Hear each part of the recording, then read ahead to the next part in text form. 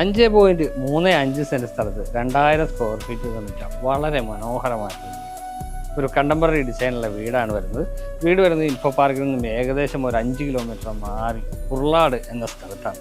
മനോഹരമായിട്ടുള്ള ഒരു വീട് തന്നെയാണ്. ഈ കാണുന്ന വീടിനെ കുറിച്ചാണ് ഇപ്പോൾ നമ്മൾ പറഞ്ഞുകൊണ്ടിരിക്കുന്നത്. 3 വാഹനങ്ങൾ മിനിമം പാർക്ക് ചെയ്യാനുള്ള സൗകര്യമുണ്ട്.